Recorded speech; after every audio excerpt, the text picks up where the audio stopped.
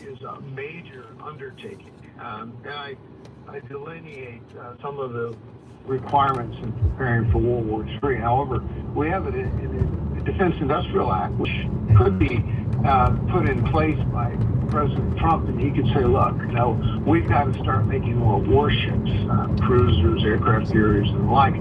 But you can't turn this on a dime. Those things take years to put the instruments, the construction, the architecture, the infrastructure in place in order to start doing this. We have been rather lax, arguably, over the years in returning to a robust capability, because post-Cold War, we thought that our major adversaries were no longer going to be much like we faced with the Soviet Union during the Cold War. China has proven us wrong. They have accelerated, and as you indicated, they've fused civilian and military operations. And it's not just in the war manufacturing, but also in artificial intelligence, cyber, you name it. There's nothing that would stop the Communist Chinese Party from trying to survive and to prosper and to replace the Western alliance and the world order to favor them. So these are all things on the mind of President Xi. And I think that we saw that 2 weeks ago there at the Shanghai Cooperative Conference in China, when Putin and Xi were rather cozy. They brought in the new president of Iran, as well as Kim Jong-un from North Korea, and they were all yucking it up, I suppose you could say. And then, of course, at the parade on the 3rd of September, they put this massive demonstration on of the latest hardware that China is producing. So, and then I'd also caution you, though they put in print 2027, as we saw in 1950 when China jumped into the war against us to reclaim South Korea. And then, of course, in Vietnam, they had a conflict, and they went well before the military said it was ready. And, of course, at this point, they forecasted that their military would be ready to take Taiwan by 2027, but that could be somewhat premature. So there are a host of issues here. I'm not saying that the alliance of these rogues is solid, but it's one of convenience, and at this point, they seem to be unified against us and the Western Alliance. So we need to be very, not only prayerful about it, but we need to be, very objective. We face a growing alliance of very evil regimes that would, given their opportunity, change the course of this world. From McGinnis, Alex McFarland here. I've kind of got a two-part question. There's a term in military discussions about fit for service. If you would speak to the issue of the soldiers, ready to go, fit for service, their numbers versus ours here in America.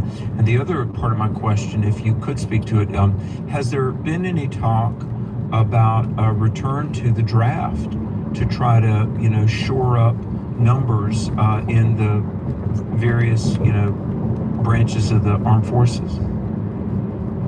Yeah, the draft's always a lightning rod issue, and I think I go what the current HHS Secretary Kennedy has been saying is that the American people, the youth, are too fat. They have all sorts of other issues that they aren't fit for military service, which is true. And we need to have to change the criteria, and we're having, even though under Pete Hegseth, we've had an improvement in recruitment. You still have to train to a rigorous standard, and you still have to have the right combination of people in there. And I spent many years training people at the infantry school for the U.S. Army, and understand pretty well the harsh combat training level intensity and the sheer being fit that is required. I do believe we're turning the corner. Whether or not we're going to have the requisite numbers and have the level of training that's necessary is a matter of time, and also continuation of good leadership at the top. Starting with Pete and many of the generals that we have to make sure are put aside politics and are focused on readiness. And of course, we need a president that's going to continue with Congress to give us the resources that are necessary. So I would hope we don't have to return to a draft, but a draft may become necessary because much of the world does have to draft its people. Conscription is not something you can easily dismiss. So fit to fight is a fair question. We have internal readiness ways of measuring it on a monthly basis, and it really comes down to, can you project power? Can you go to dangerous places, put down crises with the requisite number of ships and airplanes, tanks, and the like? And if you look at preparing for World War III, you'll see a couple of comparisons, one of which the Heritage Foundation put together, and I tend to agree with it, is that the only service that could fit to fight truly in a one theater environment are our U.S. Marines. The others, don't have the long handle of being able to have the requisite number of personnel, as well as the equipment that's pre-positioned and so forth. So posturing around the world isn't what it should be. We're focused too much now on NATO and the Middle East, and we're under focused on the Far East, and that's, of course, where we expect the next major confrontation. Our guest has been Lieutenant Colonel retired Robert Maginnis. He's the author of 12 books, including his most recent from last fall, titled Preparing for World War III. Bob, before we let you go, do you have a website where people can read your thinking on these kinds of issues on a regular basis? Well, I write for Fox News, and I also write for you folks as well as others.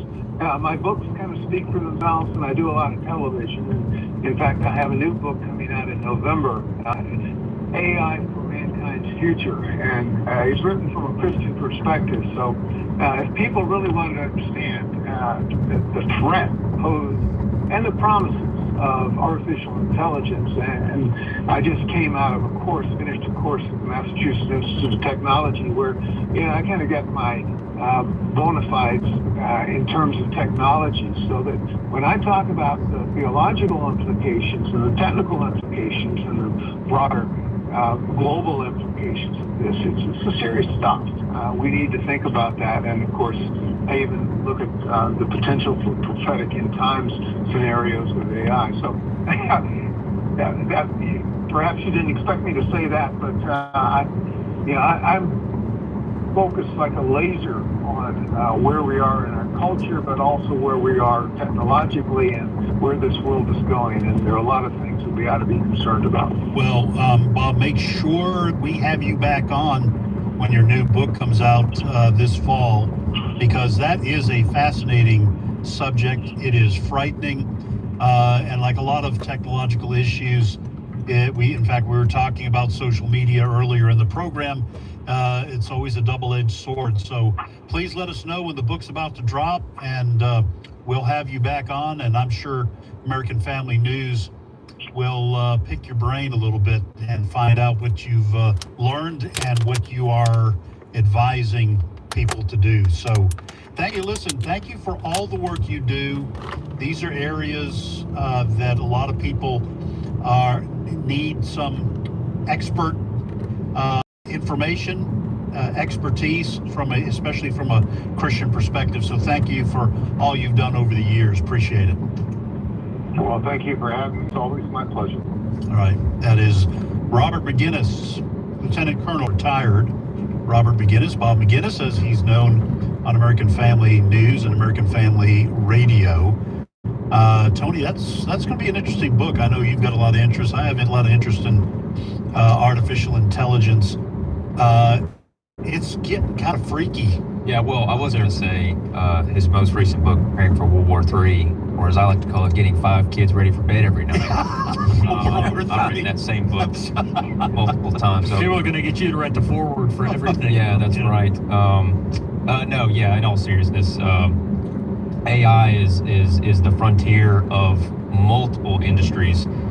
And as always, is human nature, our fallen nature, it is always at the forefront of military and conquest as well. That's generally how most technologies start out. Yeah. A lot of people don't realize Like that. the internet. Yeah. It starts out as a way to, how can we more efficiently carry out war and harm our enemies? So yeah, I'll be Before they harm us. yeah, that's right. Guys, I don't mean to be silly, but when you were talking about preparing for World War III, I thought it was either about a choir practice or a church business meeting. Yeah. Hey, church business meetings, man. People throwing elbows. That's right. Yeah, if you want to. I want pews, not chairs. That's why I encourage people to watch hockey. You want to find out what a church business meeting is Yeah. like? Yeah. That's right. Hey, The let me. color of the carpet, this Yeah. will not Right, stand. yeah. That's I right. didn't like The those pastor- carpet squares. The pastor sees the deacons coming in. It's just like the photo of Putin, Xi Jinping, and Kim Jong-un. Just the same photo. The deacons coming in for the meeting.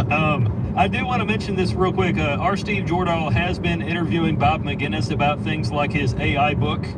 Steve was able to get some advancements on that. And do check our Today's Issues Facebook page, because I just shared a little bit of what Steve reported for us over the summer. Author has real concerns about AI. So that'll give you a little something to read before you get Bob's book in November, if you get it.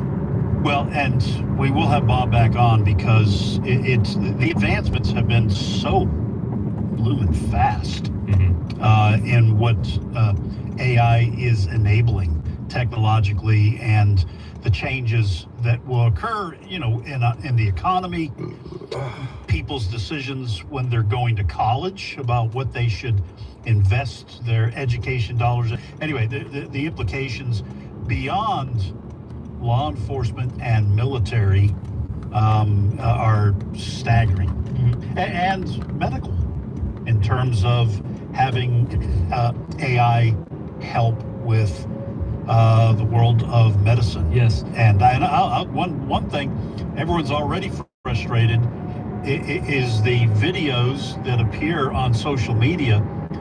Now, Tony, let me just say this, just ask this real quick, like, Oh yeah. Here we go. I see this on social media where young people will post. Now you're starting to, what are you, 36? 36. 36. I'd have to ask your mom exactly how old you are. So you're not exactly young. You're closing in on 40, but young people Easy. are insulting people my age, baby boomers, because apparently I can't tell immediately if a video is an AI fake, but young people can. Is that a real thing? I think there is there may be an age an age gap there a little bit, but I'll say this is you used to tell me the same thing. I used to poke fun at you whenever I was younger, and you would say your time's coming. That's what you would always say. Your time's coming. So we got to remember, I'm a millennial, so everybody's got to remember in your own generation, turnabout is fair play. So while we can recognize AI videos now, and it's kind of, we can poke fun a little bit at people posting videos of a dog carrying, a child out of the flood or out of a burning building. Yeah. It's easy to poke fun at that, but there'll come a day where my generation will be fooled because this technology is only going to get better. I mean, there'll come a day where I'll watch, a trailer for a movie, and I'll probably find out later like the movie doesn't even exist. Yeah, and I'll be real fooled. actor. So I've mellowed out. I don't make fun of you nearly as much as I used to. I anointed our Bronson Woodruff, our youngest and newest reporter. I anointed him the other day with being the find out if this is fake or not task. And So it's not just me. No, because unfortunately with like Charlie Kirk and things with 9/11, there has been a lot of AI things, and people are just like, I have no idea if this is real or not, but it looks real. Well, and it is frustrating because I almost want to just give up on social media altogether because I'm just thinking, well, if I don't know if it's real or not, then why even bother?